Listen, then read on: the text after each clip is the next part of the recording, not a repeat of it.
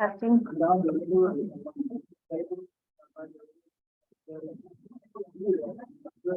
Oh, yeah. Next time. Let me know when.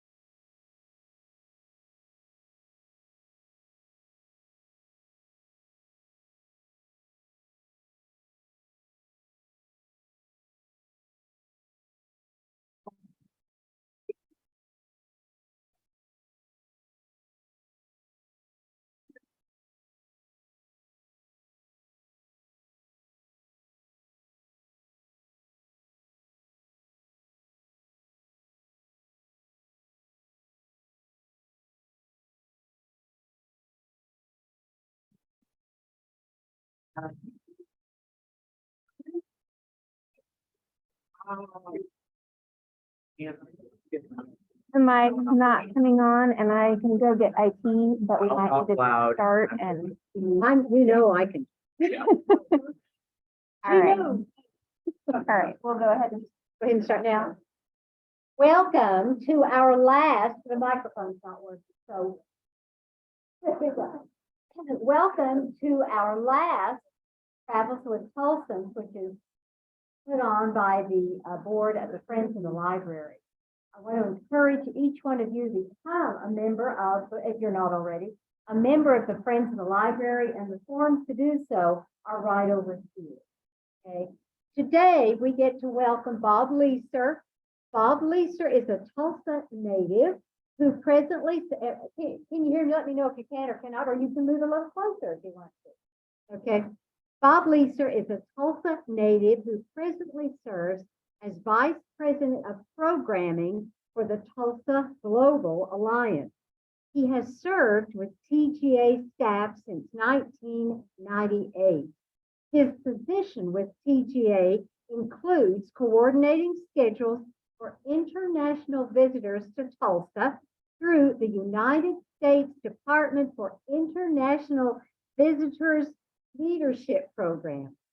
In addition, he plans visits for community connections, open world, youth ambassadors, and the Sister City program for Tulsa Global Alliance. Having personally seen Bob do amazing programs for our international visitors is the reason I invited him to be part of our program today. Bob previously worked as an English as a second language teacher and refugee counselor, job counselor at the YWCA Multicultural Center in Tulsa. He received a bachelor's degree in history and Russian area studies from Cornell University in 1992. Bob has served on the board of the Friends of the Library, Tulsa County Library, Tulsa Association of Volunteer Administrators, All Souls Unitarian Church Adult Programs Board, and the Governor's International Peace. I'm guessing Bob has some really good ideas for planning for those out-of-town visitors to Tulsa. Bob, please. Thank you, Roz. Thank you very much. Can everybody hear me? All right, I'll talk as loud as I can.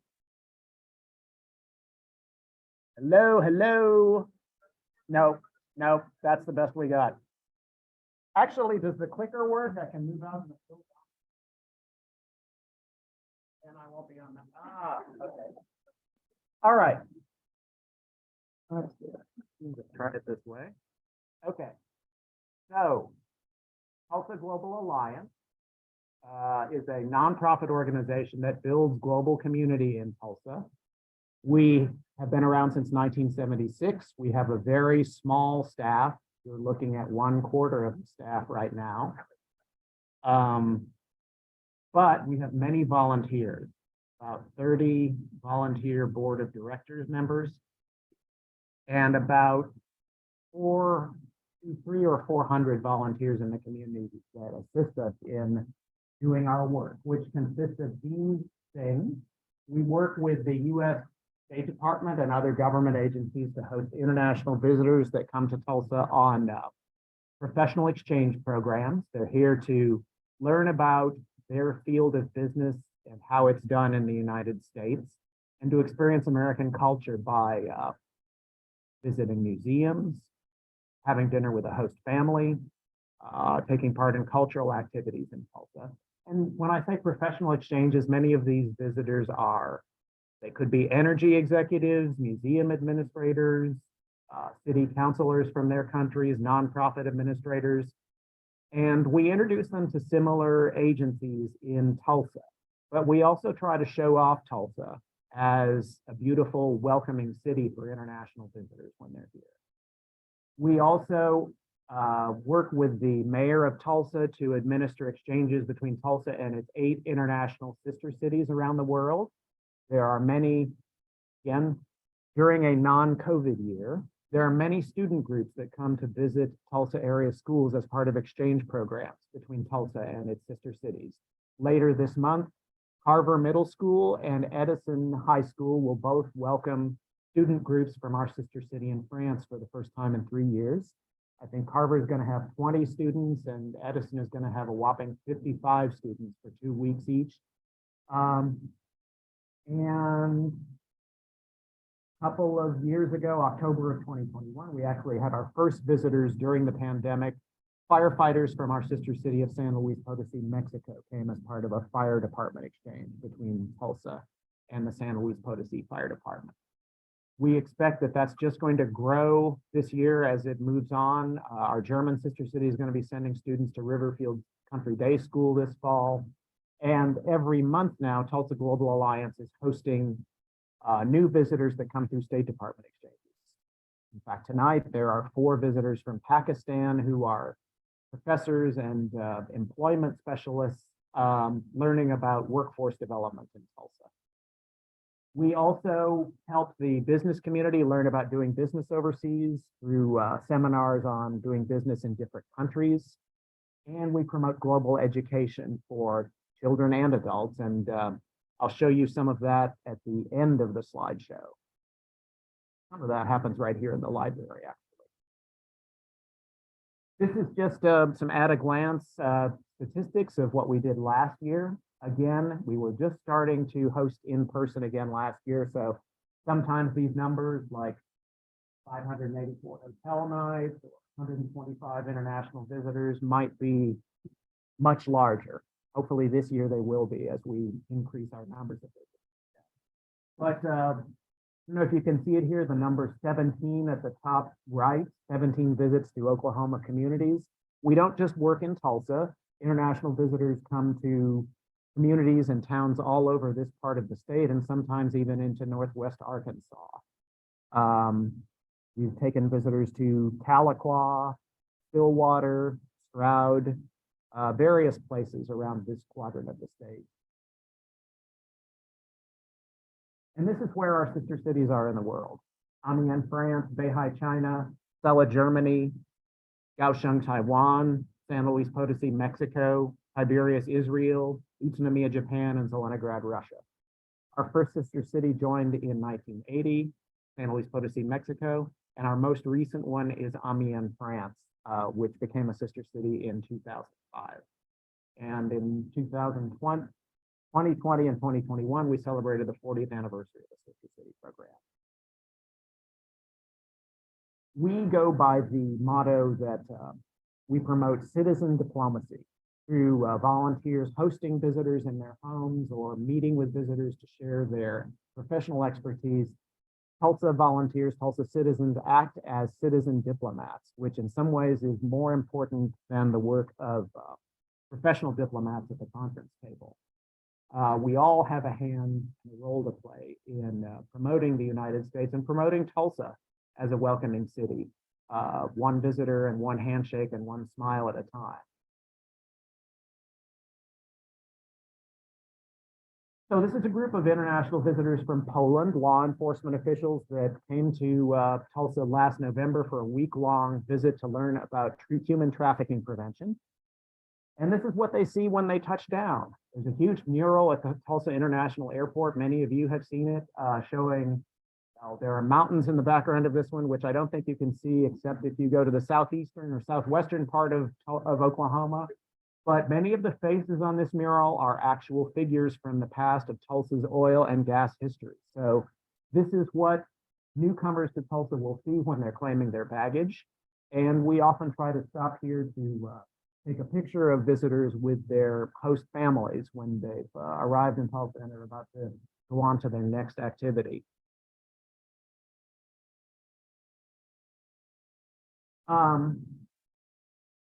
What can guests from out of town or out of the country see in Tulsa that's interesting for them? I'll go through this in a few slides by category. And I thought I'd start with architecture, something that we often try to share with visitors when they first get a look at the downtown Tulsa skyline, is all of the different architectural styles that are represented there. So much Art Deco in our history. I think the figure is that we're second in the number of Art Deco buildings behind Miami, Florida. So this is something that's interesting to them. Boston Avenue Methodist Church is a wonderful place to take people to show that particular style. If you're lucky enough to have an in of somebody inside the church who can let you in and take a tour of the building itself, that's wonderful. But even looking at the outside of the building is something that is interesting for visitors. And particularly visitors that might come from other parts of the world, even if it's Europe, a place that we think is familiar and like us, will be interested in seeing the inside of a church in the United States. I focus on the center of the universe. A lot of times we'll take high school students that are visiting here to the center of the universe just because it's a fun place to hear the echo of their voices. But in the view behind it, you can see the BOK Tower. And I often tell visitors that this is a 1/2 size replica of the World Trade Center, which was formerly in New York City before the September 11th attacks, and designed by the same Japanese architect in some of the same style, even the kind of oval shaped windows on the bottom of it are very similar to the original World Trade Center in New York. And this is often something that they're interested in learning about Tulsa.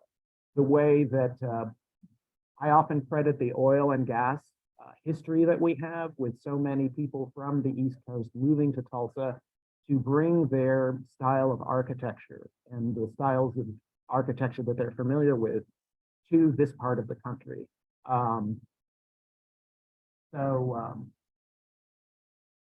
Think about the architectural styles of the city when you're showing people around, and even the mixture of architecture that we might find in neighborhoods, because it's interesting sometimes also to tell visitors that you'll find Eastern colonial style buildings, New England style homes, along with kind of Southwestern Spanish tile roof houses right next to each other, at least if you drive through neighborhoods not far from downtown Tulsa. We also introduce visitors to our Native American heritage, and sometimes depends on the length of time that they're in Tulsa. If they're just here for a couple of days at a time, Unfortunately, we might have to do that through a few tours within the city itself. If they're here longer, we might take them to a place like Tahlequah or Pawhuska or Stroud or one of the other surrounding areas where they could visit a tribal capital and meet with Native Americans, see a tribal museum and that sort of thing. But the Council Oak Tree near downtown Tulsa is a place where we can take visitors to kind of briefly share the story of the Trail of Tears and how the city of Tulsa, the community of Tulsa that became the Tulsa we know today, was founded by the first Native American tribe that we know of to come this way on the Trail of Tears, the Muskogee Nation. But if you do have a chance to take them elsewhere, some wonderful places would be the Osage Nation, to visit the Osage Tribal Museum, which is in Pawhuska. Particularly, that'd be of interest in light of the Killers of the Flower Moon book and movie that will be coming out later this year. Tahlequah is a wonderful place to take international visitors to see the Cherokee Nation headquarters. I believe that the Salagi National Museum is no longer open, but there's an excellent Cherokee Historical Museum that is now open in downtown Tahlequah. And of course, international visitors, like many Americans from other parts of the country, are interested in seeing Native American tribal festivals like powwows. This is an example. Many of the international visitors that come on State Department exchanges, like I mentioned, might be coming to Tulsa because we, Tulsa Global Alliance, have been asked to introduce people from an indigenous culture elsewhere in the world to Native American tribal nations here in Oklahoma. And as you can see in this example, this is an international visitor on the right from Australia, who is a member of an indigenous culture, meeting indigenous people and indigenous culture in Oklahoma through visiting a Native American powwow. But other examples of places in the world where this has been of great interest are places in South America, Africa, even parts of the former Soviet Union. We had a group from Siberia visit Oklahoma in, I believe it was 2003, members of a tribal culture in Siberia who spoke Russian, but also spoke other local languages. And they spent 3 weeks in Oklahoma, living with host families and visiting several of the Native American tribes. I think it was when they visited the Cherokee Nation that we had all of them in the room with leaders of the Cherokee Nation. I could not tell who was Russian and who was Oklahoman until somebody opened their mouths and started speaking. And when they did start speaking, we learned that there were some other similarities that we didn't know about before, and neither did they. Like the Cherokee Nation has 7 clans, the 7 stars of the Cherokee symbol. But the Buryak people in Siberia also had 7 clans, even though some of them went by different names. So it's often interesting to see what similarities there are with indigenous people, regardless of where they call home.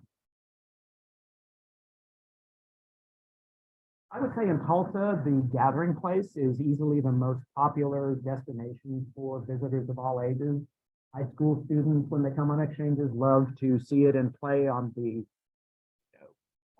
playground equipment there. This is the mayor of our sister city in Germany, Celle, Germany. We took him there partly to, because it was an example of a new city park. This was 2018 and it had just opened. We wanted to show him how Tulsa was building its recreational spaces. But also we took him to this particular spot because this piece of equipment behind him was manufactured in Germany and imported to the gathering place to be used in the park.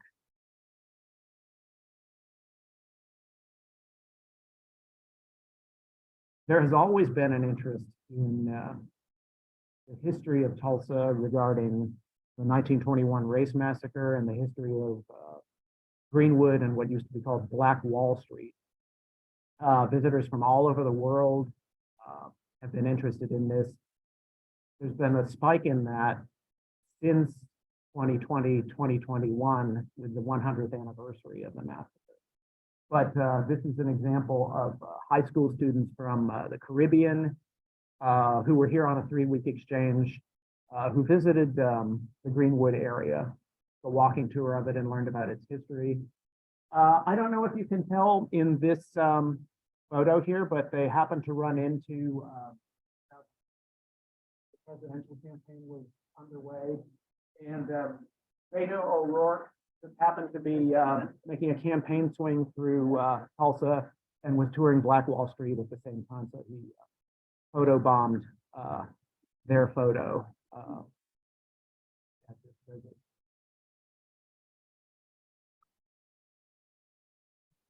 This is another photo. Many of the international visitors that come to Tulsa who are interested particularly in visiting Greenwood and learning about the history of the race massacre might come from regions of the world that have a history of conflict. And so they might be learning about how Tulsa has dealt with this, or depending on what you think of it, has not dealt with it over the years. But they often visit the John Hope Franklin Memorial Park to tour the exhibits there, to see the memorial and learn about its history. This is a group of Iraqi high school students that visited the John Hope Franklin Center in 2014.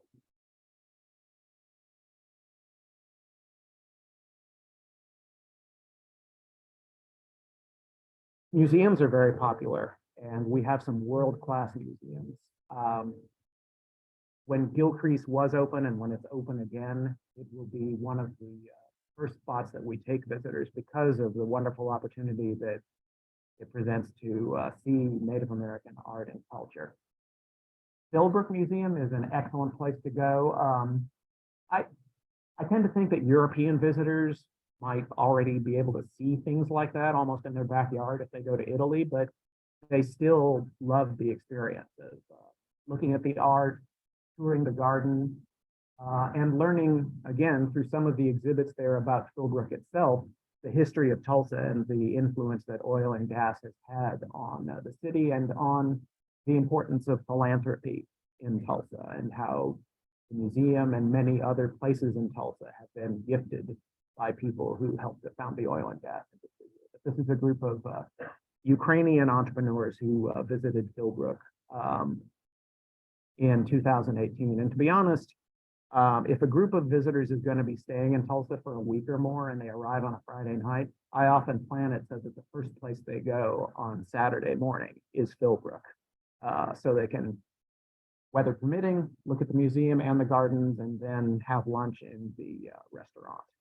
So another possible tip if you've got out-of-town people coming in for something to do on the weekend. But there are other excellent museums here. Greenwood Rising just opened a couple of years ago, which tells the story of the 1921 race massacre and Black Wall Street. The Sherwin Miller Museum of Jewish Art has a wonderful collection.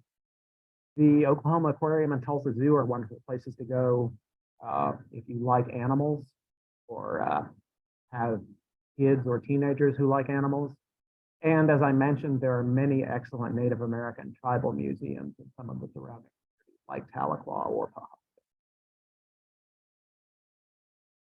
So one of the things that we and the State Department try to promote for international visitors and make sure that they see is the importance of volunteering in the United States, and how many Americans do this just as part of their daily life. And earlier this year, we had a group from Africa, various African countries, that was learning about human rights issues in the United States. And Catholic Charities arranged for them to volunteer at a pop-up food distribution event on Saturday morning. It was a little bit of rain, but it still was a wonderful event. I think about 100 cars came through and received donated meal packets from the visitors. Some of the visitors said, "This has been my best day of my American State Department trip because I got to give back to the people, the community that was hosting me." We also happen to have an international visitor alum in Tulsa from Honduras who visited Tulsa originally in 2011. And we kind of plugged him into this event, even though the African visitors spoke French and English and he spoke only Spanish. So I was kind of curious about how that would work, but the Catholic Charities staff knew exactly what to do when he showed up. They asked him to please go to the front of the car line, and whenever a car came through, to greet the driver in Spanish and say, "Welcome, we're glad you're here." And I learned something I didn't know, which is that many of the people who are participants in these food distribution programs might speak Spanish and Spanish only, and that it's sometimes a challenge to find volunteers who can speak in the native language to communicate with them when they come for events like this. So an important lesson learned. But other sites that we have taken visitors to volunteer to are the Community Food Bank of Eastern Oklahoma. They have wonderful opportunities for groups of people, whether they're students or adults, to volunteer. And it's a great kind of team building exercise, is what visitors have told me. And even visitors who are like high level government officials or oil and gas executives in their country said, wow, this felt really good to do. And it was fun to do something physical and move around a lot after being in meetings all day. We also try to present international visitors with opportunities to give back by speaking to school audiences and sometimes adult audiences at Rotary clubs or other places like that. But this is a group of international visitors. Whoops, wrong caption, sorry. This is a group of visitors from the Republic of Georgia speaking at Elliott Elementary School a few weeks ago. And these were all youth program managers from the Republic of Georgia. So we talk about citizen diplomacy. One of the most important things that international visitors can do while they're here is see the inside of an American home. And it's something that they might not get to do if they're visiting as tourists, but U.S. embassies that nominate these people to come on exchange programs often say that this is equally, if not more important than the meetings that they have with their professional counterparts in offices, because they see how Americans actually live and interact with each other and with them. And they learn to see us as a hospitable people, people like them that values a good meal and, depending on what culture they're from, a good drink after a long day of meetings and other activities. This is European energy executives having kind of a buffet dinner at the home of one of our host families. Some families serve buffets. Sometimes they're young professionals who are single, who are getting together and teaming up to do a potluck dinner at somebody's apartment for a group of visitors. There are many different ways that people can host visitors that can help on programs like this. And sometimes visitors come on overnight homestays and actually will spend a few nights or a week with a host family living in their home. This is the Republic of Georgia group that I mentioned. They were here for a week in February. One of the host families on the first day, they were here after the trip to Philbrook, planned a karaoke party for them. So it was just an evening of pizza and karaoke at somebody's home, but a really enjoyable experience for both the international delegates from Georgia and for the host families that took part. So talking about food, we try to show visitors, if we know they're here for a length of time, a variety of different cuisines in Tulsa. Things that we think they might not get to see in their home countries. If it's a group that's from South Asia and they have a specific kind of diet, like halal diet, we'll definitely recommend places like India Palace or other restaurants that we know provide food that has been prepared the right way. But a lot of times we'll try and switch it up. Like this is a group from Russia a few years back when relations were a little bit warmer between the United States and Russia, and we're still hosting visitors from there, having a welcome dinner at Cicero's restaurant downtown. We figured that Caribbean food might not be something that people from that part of the world would get to eat very often. And sure enough, it was their first time and they enjoyed it. Found out that the Republic of Georgia visitors really like Mexican food because it's very similar to the kind of food that they eat, but there are not a lot of Mexican restaurants in the Republic of Georgia, as you might imagine. So they were very interested in eating their welcome lunch at Mi Cocina on Cherry Street. But I would say, if you're hosting out-of-town guests, try to explore some of Tulsa's international cuisine and show them what we have to offer. We have Caribbean, various kinds of Latin America. In downtown Tulsa, there's a Ecuadorian restaurant. On Brookside, there's one that serves Honduran and El Salvadoran food. And of course, places like India Palace or Cicero's that cuisine from the Caribbean or from India. We really do, though, have a lot of interesting food to offer people from around the world or people from other parts of the United States.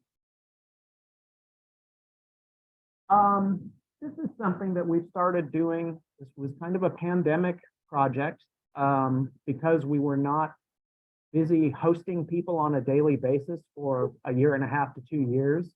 This is one of those projects that we thought, wouldn't it be great if we could create directional signs like on MASH that show the direction and distance to our sister cities in miles and kilometers. They also have the city seals of the sister cities of Tulsa. And we now have 3 of these signs in different places around town. There's one at the Port of Catoosa, one at Riverside, 68th and Riverside, and one at a business park at 88th and Yale. We're planning another one at McClure Park at 25th and Garnett. And we hope that we'll have a few others in different places around town to, again, showcase Tulsa as an international city.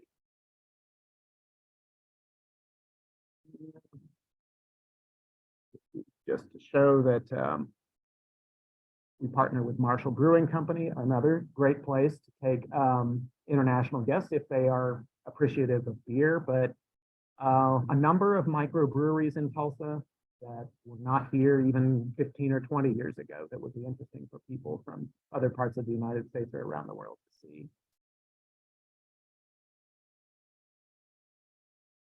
These are a couple of meeting photos of visitors before or after meetings they've had. These are European energy executives at Williams. And the one on the right is a disability rights group from Georgia who's visiting the Center for Individuals with Physical Challenges.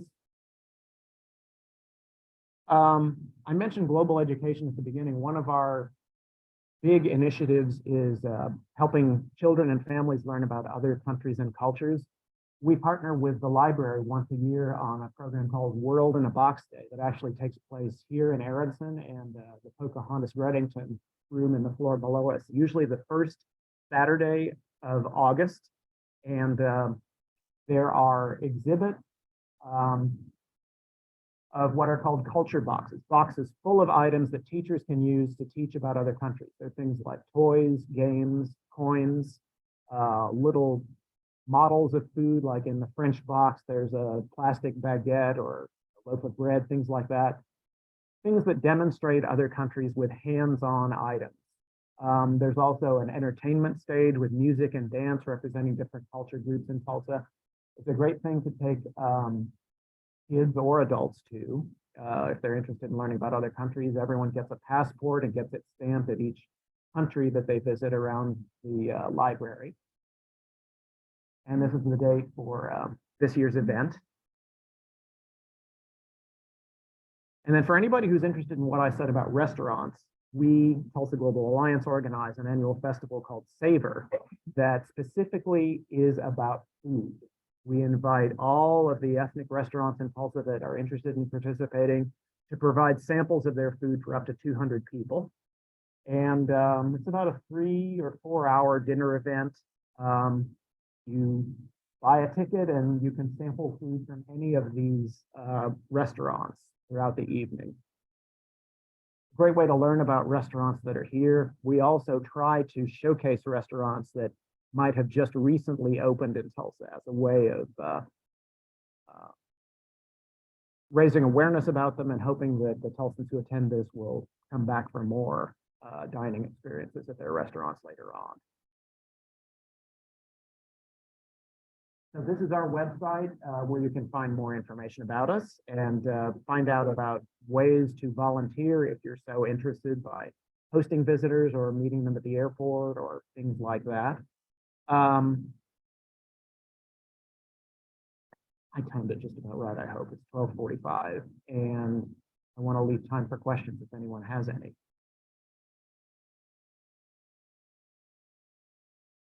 Yes, How do you deal with many of the groups are accompanied by professional interpreters that the State Department provides. So, for example, the group from Pakistan arriving tonight, there are 4 people and 3 interpreters traveling with them to help out with meetings, but also to kind of interpret American culture for them, to answer questions about things that they see here that they might not understand. So many times there will be an interpreter like that if it's a US government funded exchange. If not, like, for example, the gentleman from Guatemala that I showed earlier, he was an alumni of one of the programs, but he was visiting here and did not have an interpreter with him. He spoke very little English. When I was driving him around, I mean, I got to practice my rusty Spanish.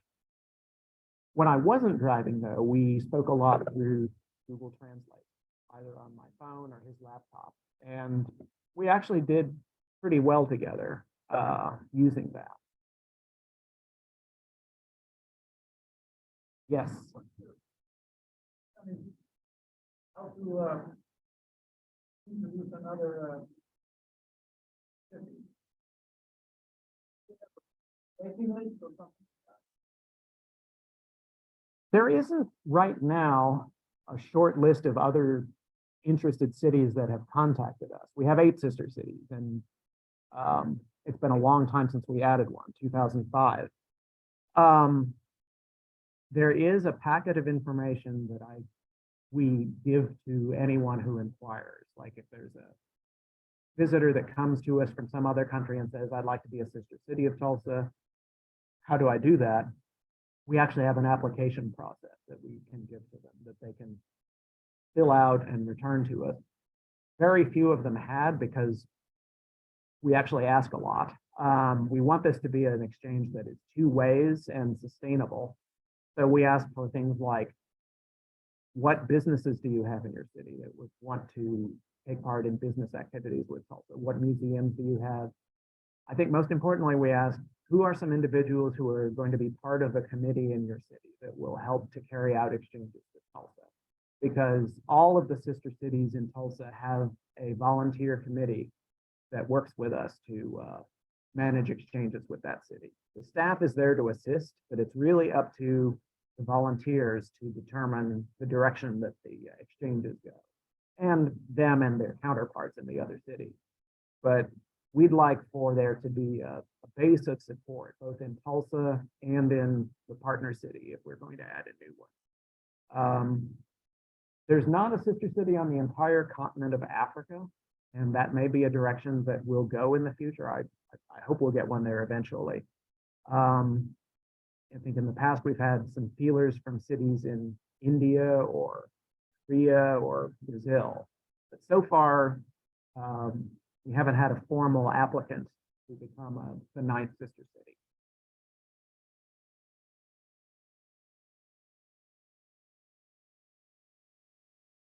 Thank you. If you visit our website, I believe there's an icon that says get involved or how do I get involved? And there's a form that you can fill out just digitally there to indicate an interest in being a host family. And you can say whether you want to be a host family for a dinner in your home, which is kind of a 1 evening commitment, or something that's overnight.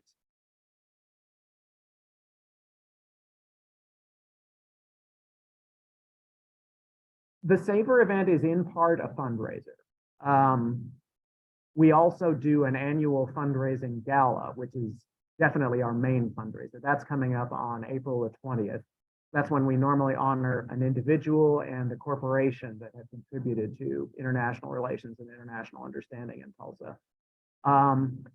The Savor event is more of a, I guess we call it a friend raiser. The admission charges are usually much less than they would be if you were going to a fundraising plated dinner. I think last year we charged $35 for all you can eat at the different restaurants and several drinks, plus entertainment for the course of the evening. We try to make that event more accessible to the public, and again, a way that we can promote the restaurants to people who are likely to return to those restaurants and enjoy international dining in the future.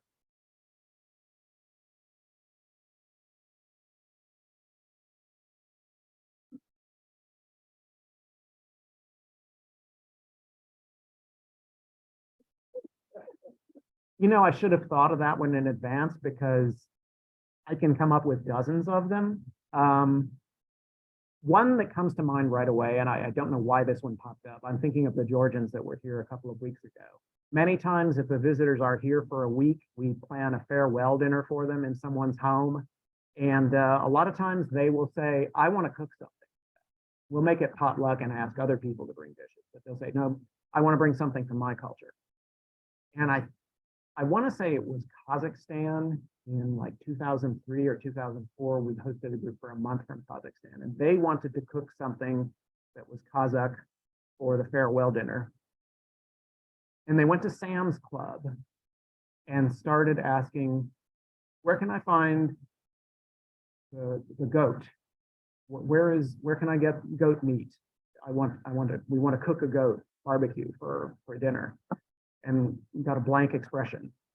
Like, maybe you would call it something else, sheep, lamb, you know. But anyway, I think of that. I didn't talk at all about shopping during this presentation, of the differences between, you know, what a market or a place of buying food would look like here versus other places. And I'm sure Kazakhstan is much different now than it was 15 or 20 years ago, but that caused some interesting laughter on both sides. One other story I'll mention, and this was in the days post 9/11, at least a few years ago, a few years after, so we could laugh at it. A group from Pakistan was shopping in Walmart or something, and they were running over a little bit late, had to get to their next meeting, and they were traveling with the State Department interpreters. And so the driver that we had with them said, well, we need to round them up. I'm going to go to the front of the store and see if I can use the store's microphone. Get them to come all to the front now. And one of the interpreters went with her. And okay, can we just make an announcement, everybody, all the Pakistani visitors come to the front of the store, it's time to go. So she said that in English, it took maybe 10 seconds. And the interpreter got on, started speaking in Urdu over the Walmart store mic. And it lasted a lot longer because I think he was repeating it several times. But the joke she told me afterwards was that she thought maybe Walmart customers were looking at each other thinking, what's going on? I mean, has there been a change in management at this Walmart since we came in here? But anyway, yeah, that was a funny story, but also kind of a great example about how Tulsa businesses were willing to really go above and beyond, if you think about it, to be hospitable to people visiting from another country. Yes.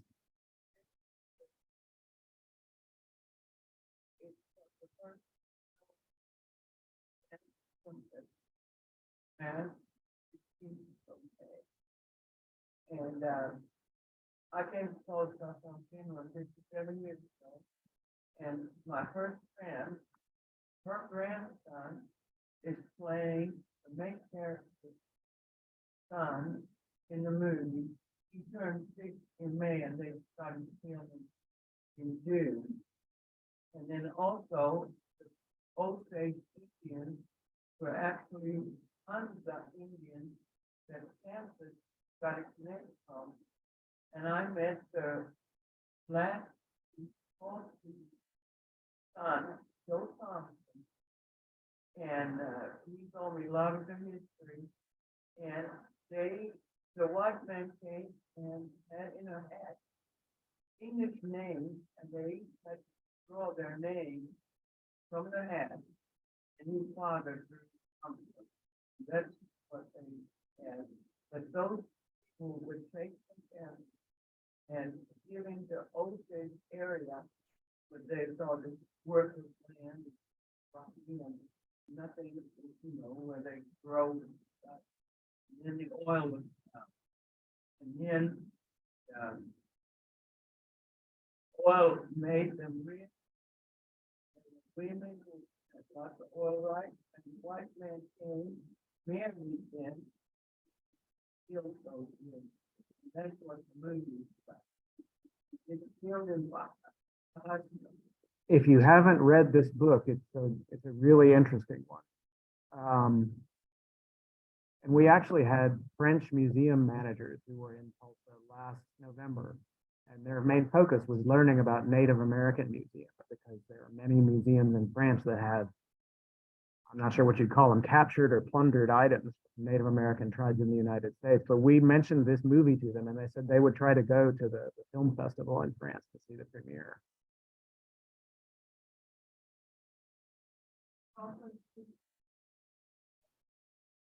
Sometimes they do. That's an excellent question. We do have Tulsans that visit the sister cities. Unfortunately, there's not a U.S. State Department funded program that takes a whole lot of Americans overseas on trips, the way there is that brings international professionals to the United States. And I will say, part of a lot of these visitors that are coming to us that are funded by the US government, it's not just out of the goodness of our heart. I mean, the topic areas that some of these visitors come on, preventing human trafficking, or women's leadership, or cybersecurity, energy security, they're topics that are of importance to the US government. And it's good for us to have friends overseas who have been to a middle America city and lived in a home and become friends with the United States through this program.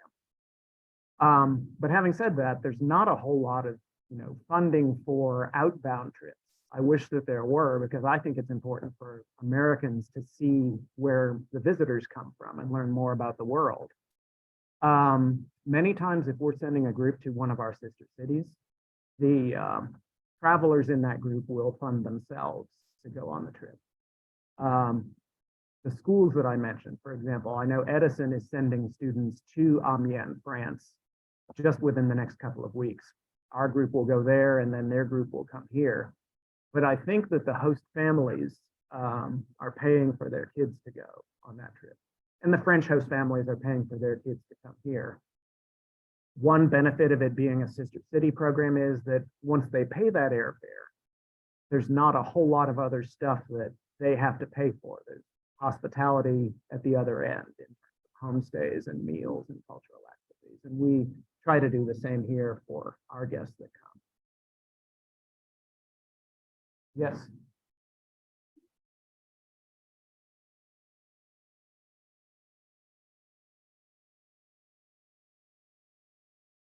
There are a lot of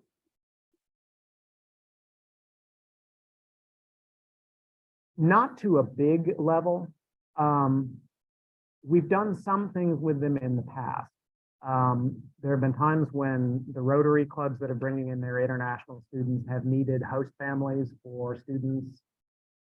Sometimes at the last minute, they'll be a few weeks away from the arrival date. Usually it's in August, and we'll still need host families. And we've made announcements about that through our electronic newsletter and social media to try and help them out. And in the past, someday we might get back to this in the future.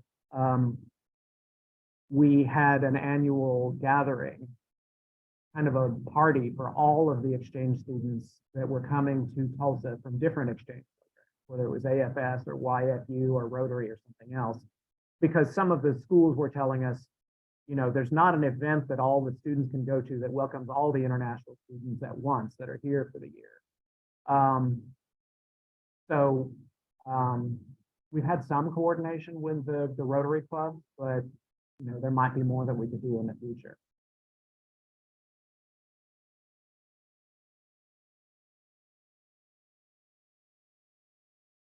Well, thanks, everybody. I hope this has given you some good ideas, and feel free to contact us if you have any more questions about Tulsa Global Alliance.